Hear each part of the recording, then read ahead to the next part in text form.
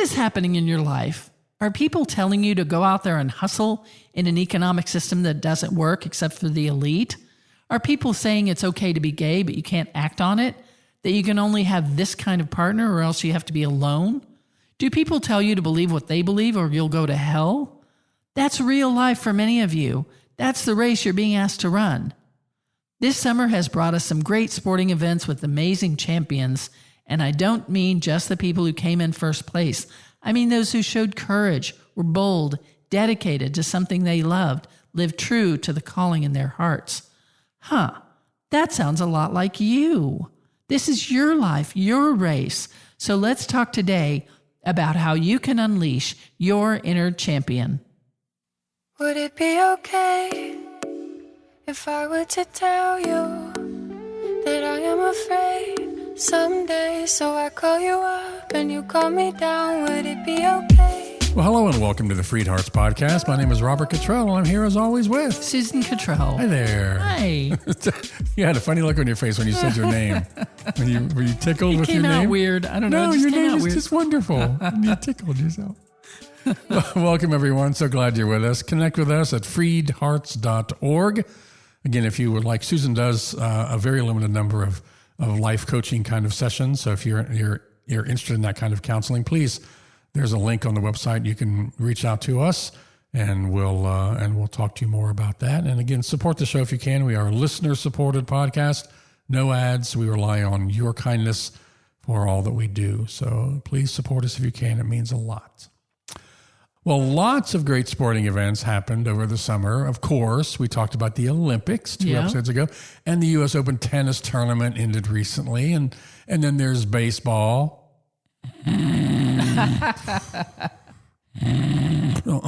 actually like baseball. Well, you know what? I just offended all of our baseball fans. I love baseball when it's like with my son or my child, and we're going and we're sitting in the game and it's comfy, and you order a $15 hot dog and a $26 beer. And you don't even do any of that. And no, I order hot dogs. You don't have beer. No, I don't have beer. Okay.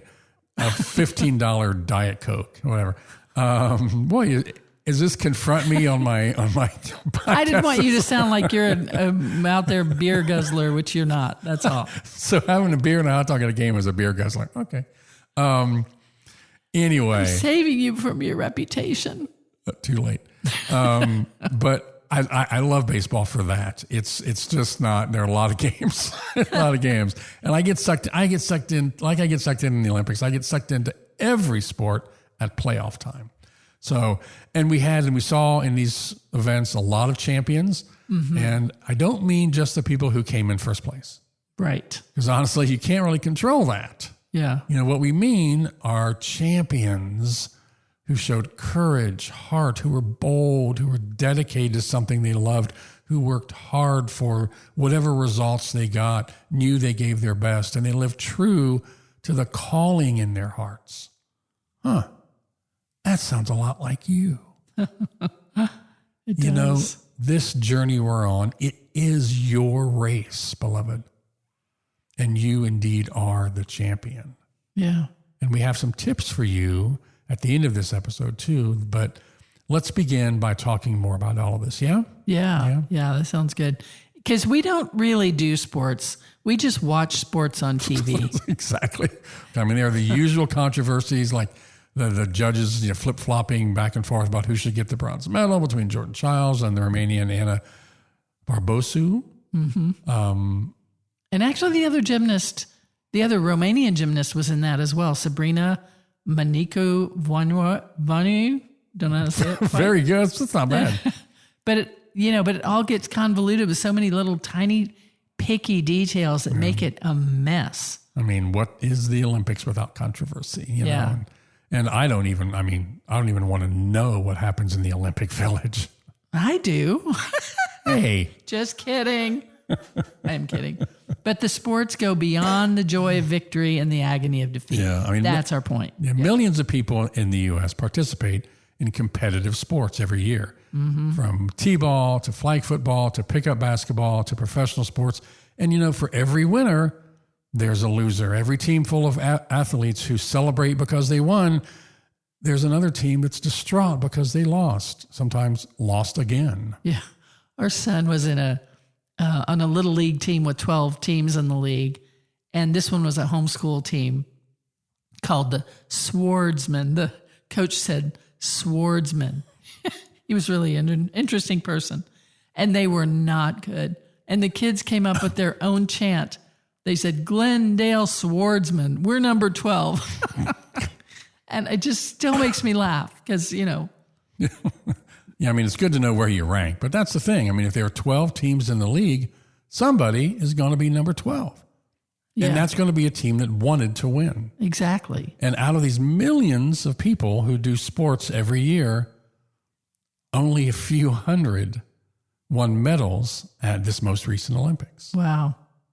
That's so true. And when they do, they get on that kind of huge stage, they become an open target for anyone with a computer and an opinion. It's really unreal what a feeding frenzy it becomes. I mean, that happened with Jordan Childs, who had to remove herself from social media. It happened with the Romanian, who actually had to remind people, hey, the athletes didn't do anything wrong. Yeah. Please remember that. And it happened with Simone Biles, the last Olympics, when the twisties took her out. She had to make the smart choice and withdraw from the Olympics. It was a matter of safety and well-being for her. Yeah, and she said, I was afraid everyone hated me. This lovely woman, the GOAT in her sport, who has never stopped being great and authentic and a hero, and because she's got something she couldn't control. Yeah, I mean, almost like an injury, or the equivalent to an injury. That's right.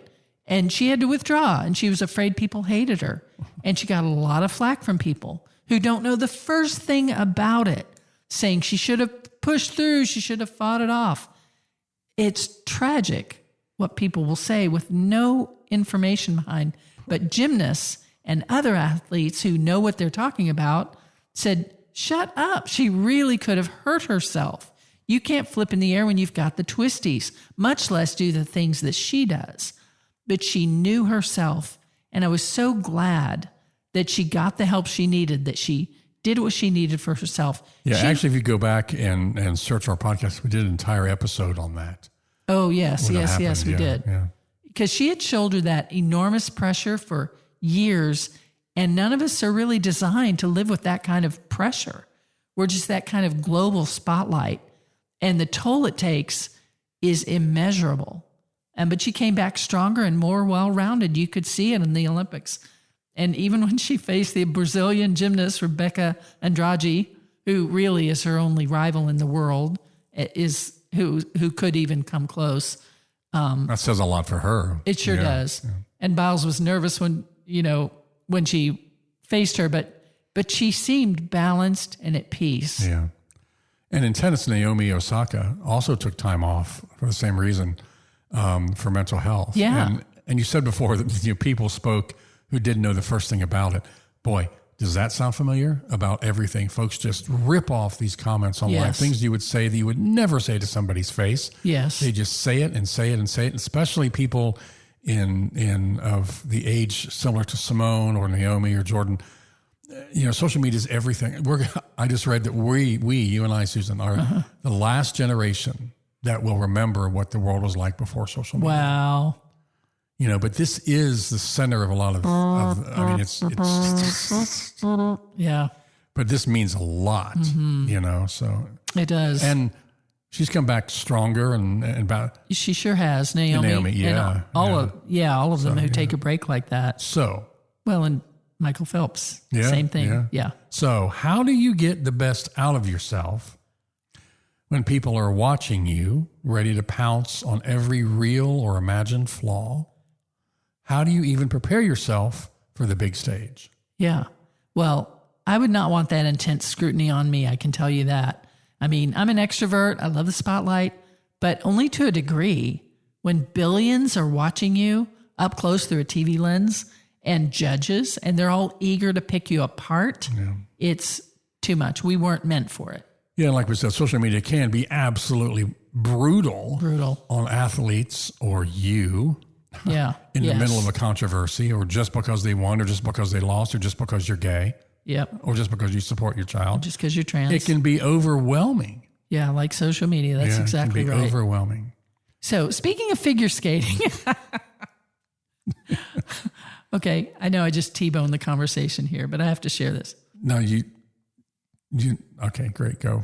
You're doing great. Do you know why it's called figure skating?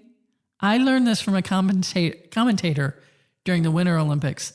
It's because the skaters originally had to skate figures on the ice, like 0, 1, 2, 3. 1,427,200. And the judges are standing on the ice with their clipboards, talking to each other and pointing out where that 3 wasn't quite curved enough, but look at how straight the 7 is or whatever. Is that the weirdest thing you've ever heard? How incredibly boring and stupid and useless. I mean, like an Etch-a-Sketch. Now, it'd be more interesting to say, hey, can you skate out a dog? And if you're really advanced, can you sketch out Starry, Starry Night? I mean, it's so random and strange to me. Yeah, maybe as a beginner in Yeah. that sport, you don't sketch figures. You sketch out like Morse code. Just dots and dashes. Yeah, she's really good at the dots, but her dashes are a little wobbly. That's so funny. It's like straight from the 1950s. But I read this too. They actually only dropped the figures in 1990, which Oh my gosh. to our listeners may sound like ancient times. To us, it was, our kids were already here. All right, back to 2024. Okay. Well, we need to talk about Angry Beam. I love Angry Beam. I love Angry Beam. That's a thing they talk about.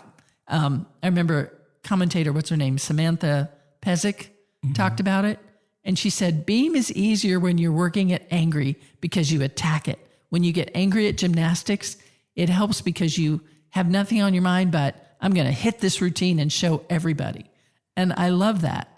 And we think anger is the worst thing we can do because we've been told it's bad by people who have more power than we do, who really don't want to hear our anger. They want to quiet our anger so that we'll just not give them any trouble. But really, it's just not good for them. They don't like it. It's good for you to express who you are. It's not good to remain in anger. It can take a toll on you. But it's really good to kickstart all of that, kickstart us out of depression or apathy or self-loathing or just not caring at all. Yeah, I mean, anger definitely has a place, and its place is to move us into a helpful action.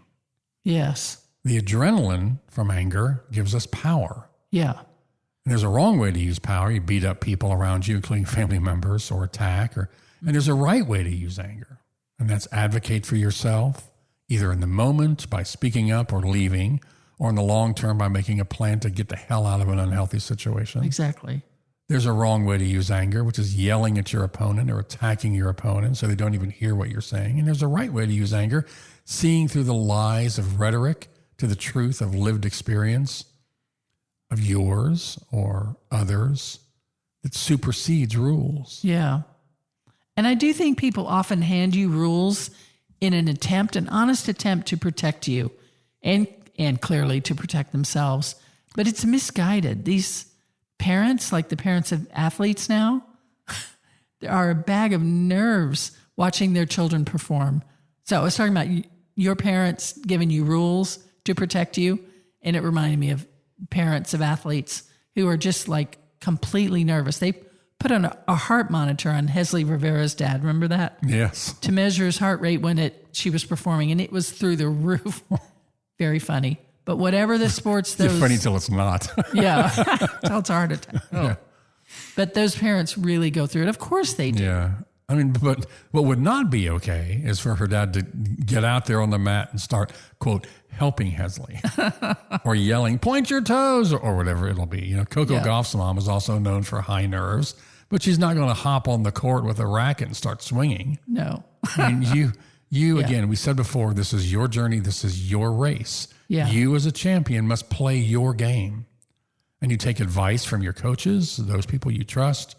Your parents can only play their game, not yours. Yeah. And just to be there for the athletes, be there for those on your journey along with you is such a gift. But you can't do the journey for them. Yeah. You would be a basket Oh case, my Rob. gosh. I'm a basket case watching someone else's kid You are. They don't want a heart rate monitor. They want the defibrillator. Yes. Defibrillator. They pre-attach that to me. So, oh my gosh. And even by the way, your coaches are helpful, but they aren't playing your game either. And so only you can do that. At one point, Coco was very frustrated in her game, and she looked up at her box and signaled, enough, a hand across the neck, enough. And her mother, who was in the box, turned to the coaches and said, she's telling you it's enough. Now that's enough, no more.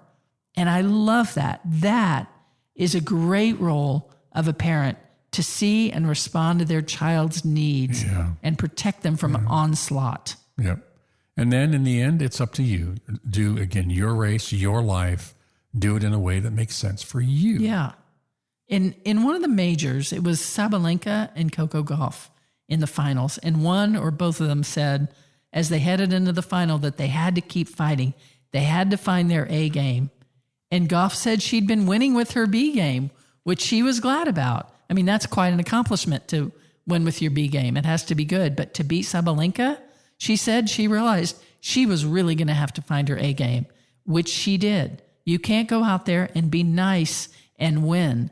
And what I mean by that is how it translates to regular life that's not competitive sports, is that you can't be concerned with other people's feelings. Yeah, we talked last week about what are you doing with non-supportive family. Yeah, and their feelings about you. And when you're, you just can't be concerned about that. When you're finding your A game, you can't be people-pleasing and still find your A game. If you want to be who you are, if you want to be who you are meant to be, you'll have to stand up for it and stand up for your own truth and let the pieces fly wherever they fly. Mm-hmm. I think watching sports, my A game must be sitting on the edge of the seat.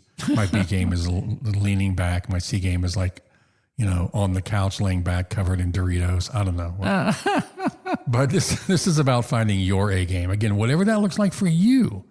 Whatever your A game looks like for you, and whatever finding your A game looks like for you. Yeah. Does that make sense? Yeah. Yes.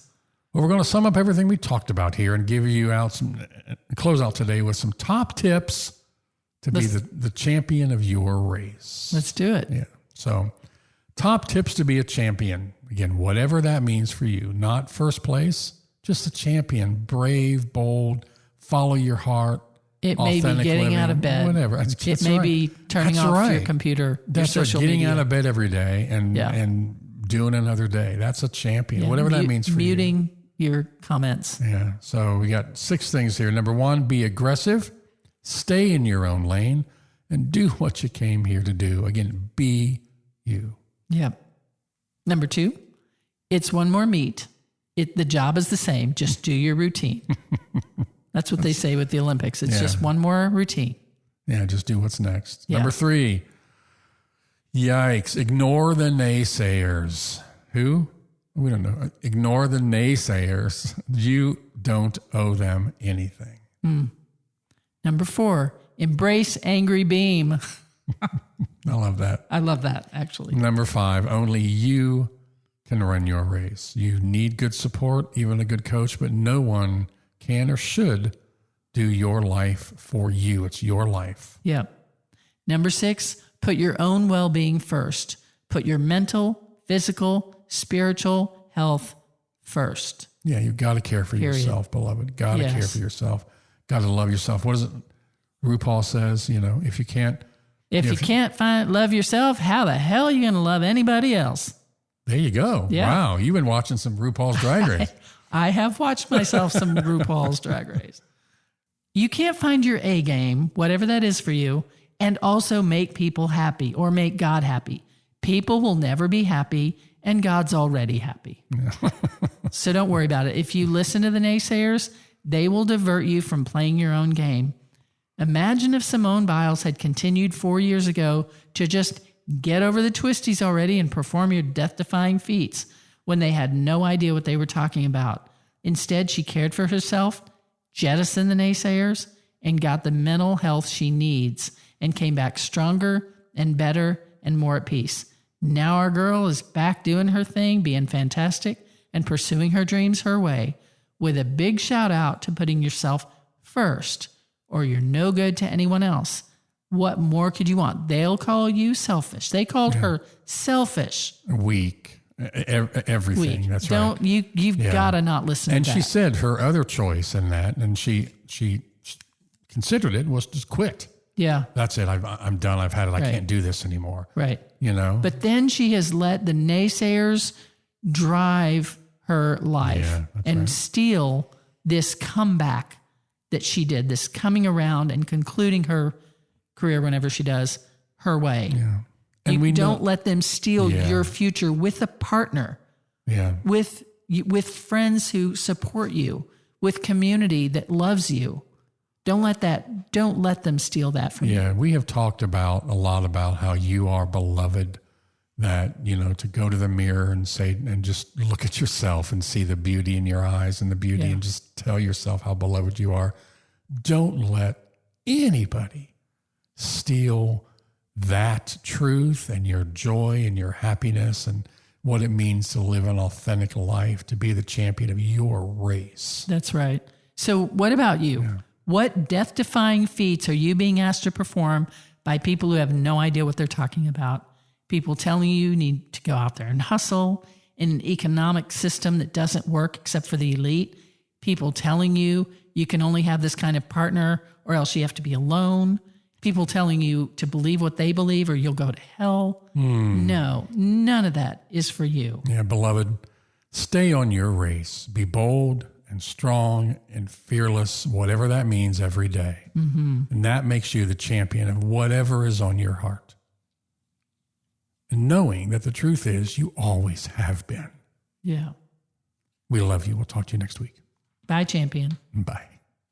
Would it be okay if I were to tell you that I am afraid someday? So I call you up and you call me down. Would it be okay? You've been listening to the Freed Hearts Podcast. We have extensive resources and vibrant, inclusive community for you at freedhearts.org.